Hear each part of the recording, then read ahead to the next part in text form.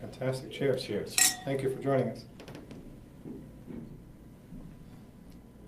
Oh, there's nothing wrong with that one. No. That is absolutely delicious. amazing. Delicious. And this cheese you said goes perfectly with that. Yeah. Yep.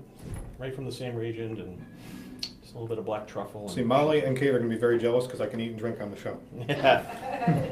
Well, Just a little, they said. So, Brian, I know a lot about your background, but I want to make sure that everyone else out there knows it. So tell us a little bit about how you got started. Before we get to Bacaro, tell me how you got started in the culinary world. Well, I've been cooking a long time. I started when I was 14 at a little breakfast kitchen in Cranston called Harriet's Kitchen. And I was doing, it was fast order cooking, it was griddle cooking, which is actually a very good skill. I mean, it teaches you a lot of speed, a lot What's of griddle cooking? flat top. Okay. Plancha, they call it today in the chef's world, but it's a flat top griddle, so you do a lot of, it's all eggs, bacon, pancakes, stuff along those lines. Gotcha. But it's the speed and timing that we really acquire in that kind of an environment at such a young age. I ate it up, I was loving it, I thought it was great. But right close to 16 is when I started my real career at Forno restaurant in Providence. I was cooking, I was a line cook, doing pasta saucier, making sauces, making pasta.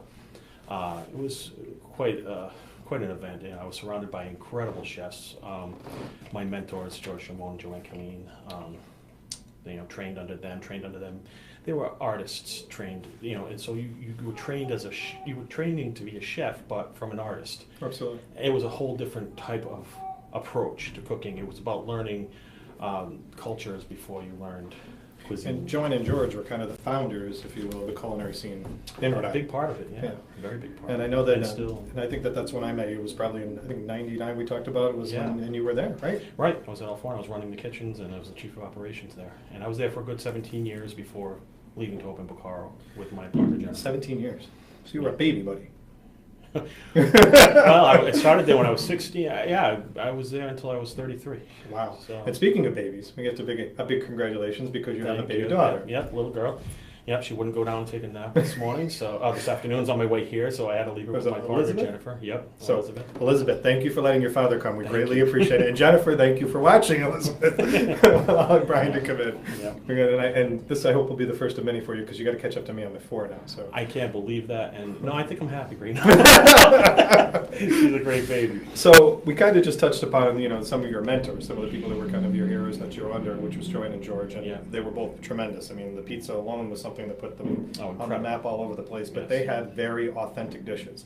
And I can't help but walk into Bacaro these days and think of something, especially George's memory, and think about the atmosphere that you've created. Can you describe Bacaro a little bit for us? So Bacaro is a collaboration of different ideas that we accumulated over time. Yes, all of my culinary training from Forno, my artistic training, but the one thing that was great about how George and Joanne trained me was they had me traveling by the time I was 18. As soon as I could get a passport, and that was the words he used, get a passport, you will travel. And as soon as I had a passport, I was in Italy. And we went every year for a period of time. We spent a lot of time in mostly northern Italy. That was Okay. their forte. And then they started doing a lot in the south of France, so we spent a lot of time there.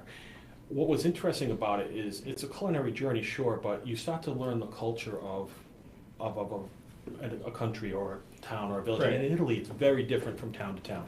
When you go into any town, its cuisine is its cuisine, and you see it. You see how everybody makes it. They're very, pure to it. And Did that drive your passion more because it was learning so many different skills when you're going through well, the I towns? learned how and why they did our ingredients here, and that's what I do now for all, which is very authentic to what they were doing.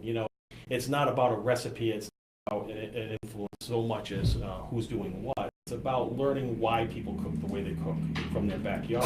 Mhm. This farm to table movement, which is wonderful, has been going on for a very, very long time before farm to table became Right. a trend. To life in Rhode Island. I mean, it wasn't really being paid attention to, and a group of you all got together Right. to bring that to life. There's a lot of things that helped that along. When I was younger, when I was 16, I mean, part of my job was to go to the farms every day at Forno. That was back in the late 80s. Me going to Walker's farm, Wishing farm, Right. the Lucia Berry farm. We picked up our fish in Tiverton. local-based It operation. was always Things local probably- based, but you can imagine that it wasn't very cost effective to be sending a guy up every day. I mean, that's 50 Right. miles or so back. It was a couple hours, 3 hours a day, procuring your products for your menu. And you could see why a lot of companies or chefs wouldn't be doing that or have the time to do that. Today, it's become a lot more doable. So when you walk into Bacaro, there's something that hits you automatically when you walk in. Describe that. The Sulu Maria. Absolutely. Yeah, that was part of the, when I said there was multiple concepts that came together, that was one of the ideas. It was born through a couple different points. Traveling in Rome at one point, Jennifer and I noticed at this little restaurant, this trattoria right next to the Trevi Fountain, they were serving this prosciutto and cheeses on boards, like little boards like this. Speaking of cheese. And I said, what a great concept. They have all it just was so rustic. It felt so just home, you know? And I thought, we got to do this. When we do this restaurant someday, and because this was long before we opened Bacaro, we got to do this. Then fast forward, we were in Arizona, Scottsdale, Arizona, at I can't even remember the name of the sushi restaurant, but it's kind of irrelevant, but it was a sushi restaurant. And A sushi restaurant. yeah, and we were sitting there checking off sushi, and I thought, wouldn't this be cool if we were checking off different meats and cheeses and olives? You know, and this was like 2005 or so. And it just kind of dawned on me, which is what made us create our... Right, so every diner gets a sheet with a pencil, and they just check off the different meats, cheeses, olives. So if you're like me and you like to do the leisurely dining with wine and stuff, you have to get one of these sheets. It looks long, but there's an amazing amount of stuff on here. You could sit here all night just doing this. A lot of people do. Yeah. You know, it's a fun way to dine with people. You can make the experience as large or small as it can be, as simple. But some people will stay here and just have meats, cheeses, olives, great, and call it a night. Some people start here, then move on to our more traditional menu. We do have a very large kitchen. Everything's made to order. There's 15 chefs on the line every night of the week. Kitchen, yeah. About 53 employees in our restaurant, which people realize it's unheard of in a restaurant. Yeah. Especially, we only seat 150 people. I mean, between the guys and down. So we talked a little bit about the skill, and one of the things I do want to let everybody know is that I have to credit Brian with one of the things that I never ate in my life until Brian cooked it for me, and actually at a friend's house was truffles. And I think you'd gone to France for the truffles, or friends of ours had gone to the truffles, right, or something like that. But sounds illegal, so yeah. yeah. So it was something along those lines. But someone had gotten us truffles, and I had never had truffles in my life or anything in the mushroom world or field. And Brian turned me on to that. So I've had some amazing dishes over the years with the chef. But we talked a little about that skill. But what made you want to get into the ownership side of a restaurant? And I mentioned this earlier with Chef Taro, is that it's an amazing thing to find chefs that are willing to make that leap from the culinary It's side. definitely a specific breed of person that wants to do it. I realized that kind of early on. When I was running the kitchens at Al Forno, I was actually pretty young. I didn't have the life experience, but I had the understanding. I learned the speed and timing, like I said, in a breakfast kitchen. But when I came onto that line, I was young. I was 16, 17 years old. Right.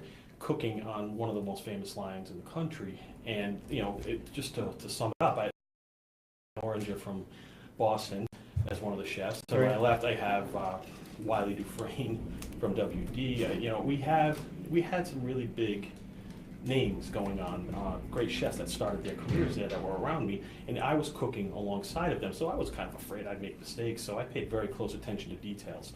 I didn't know a lot about food, but I knew I could keep up with the speed, the timing, the stress. I knew I could handle that, and I did, and I just really focused on the food. So I did business that. side. Then you had the business side. Yeah, well then I did that for a good 5-6 years until I worked my way up to running the lines in the kitchens and becoming chief of operations. So by the time I was 25, right around or 21 actually, I was running the kitchens. 23, 24, I was the chief of operations. Right around when I met you, I had been doing that now for a few years, and I would continue to do that forward for many more years. And I started to realize that I loved all aspects. I needed to do more than just cook. Yeah. I like the business. My family, my father is, in that side of the family, are business oriented. They're business minds. They're in accounting and forensic auditing and stuff like that. Wow. So it's innate in me,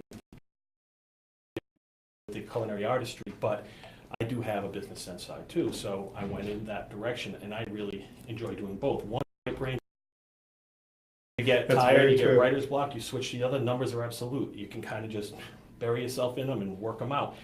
And when you get tired of that, you go back to the culinary side and you're ready to create. So my wife is texting me, so I'm sure she's telling me how beautiful she loves Bacaro. Yep, she's telling me to tell you that she loves Bacaro. Tell So, us thank you so much. so I'm getting that.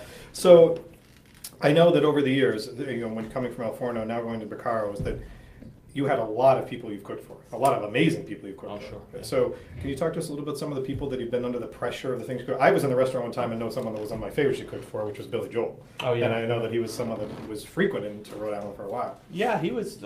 He loved the pizza from George and Joanne. So I mean, we got to luckily get to know him pretty well, and we still to this day, we'll call up and grab tickets whenever he's around. And he's a great man, and he actually inspirational too. He once was telling me in a conversation about creating music or creating a song, Right. and how you don't sit down and write, or he doesn't sit down and write one song. It's usually little pieces of this, pieces of that, things that you eventually come and say, oh, I'll use that some other point, or I'll string that to here, I'll string that to there. I started doing the same thing in cooking. I didn't just sit down and write a whole dish. I Okay. basically started doing little bits and pieces of things, coming up with really interesting things, and then saying this would go wonderfully with that, and doing stuff along those lines. But I mean, he's a great guy that loves great food, and Who's really some other easy to fun deal people with. that you've cooked for? Bruce Willis, Danny DeVito. I mean, movie star wise. Yeah. There's been quite a few. Now- I'm one of those people that I don't get starstruck. I don't know what it is. I don't really care. I don't want to type your signature. I don't want your autograph. I remember Liza Minnelli asked me for my autograph and a recipe. I wrote her a recipe. She said, "Can you sign this for me?" I said, "That's great." But I think it's an amazing thing that adds to the cachet, if you will, of Rhode Island. And I was talking with Chatero about the tourism element that comes here and the people that do come to Rhode Island. Our dining scene is like on anything else I've seen. It's amazing. I mean, It's I travel great. the country, and the stuff that all of you have been able to produce and make happen in Rhode Island is a tremendous asset to us. So going back to the chef-owner concept a little bit, you have people that you've mentored and that you've brought in. What's your advice? Do you tell people that it's worth them, studying to be both and do what you did and build themselves up? You gotta like both. I mean, a chef owner has a little bit of an edge over the typical restaurateur, operator, and chef collaboration, because there's sometimes a disconnect in that equation, whereas the chef has an art that he wants to produce and he has a vision that he wants to do, but the owner on the other side is looking at the books and saying, we can't afford. There's things called margins. There's things called a budget. You can't keep bringing in truffles, foie gras, and caviar. I need you to come up with other things. And that, I'm not going to. The chef is arguing that he's not going to sacrifice his vision, creative creative ability. ability Right. because of the money, and it goes like that. Well, as a chef owner, we have that uniqueness of we're doing both. So we know when to kind of hold it and when to fold it. Absolutely. Yeah, you're right. We You're right. decide when we're going to change things up. It's unique, but I've also seen a lot of chef owners fail because they didn't know the business. Again, just because they're the owners doesn't mean they understand that concept. The financial side of it. The financial side of it, and they let that go. I mean, Joanne is a brilliant operator. Yeah. I mean, when it comes to the business, she knows quite a bit, and I learned quite a bit from her. And She's a dynamic woman. she very much is. And George was the creative, artsy. Not that Joanne wasn't, but They balanced each other out. Yeah, he was a Renaissance man. The things that we did, I could go on for days. That we did together. So. Well, like I mentioned, we're very fortunate to have him here. Yeah. So, from Bacaro's perspective, for you and Jen, anything new on the horizon? Any other thoughts? We always have thoughts, and we're always looking. The hardest part in our business today is labor. It's hard to find, people that are cut for this anymore. It's a very difficult career. It's a difficult path to choose. It takes a lot of focus, determination, and ability. You got to have thick skin to get through it. Yes, yeah. It's definitely changed. We're a lot nicer in the kitchen than they were when I was growing up. Oh, yeah, you get yelled at, things thrown at you. Yeah. Yeah, back then, you get stabbed, burned, all kinds of stuff. But that was a way of teaching. I don't resent how I was brought up, and it made me who I was. But I definitely treat it differently on my line. I'm not coddling at it by any means, but I know when to be fair, and when to be stern. Do you feel that with Johnson Oils here, and I think Anthony Char and I were just talking about this, is that there's a good creative pool for you to pull from?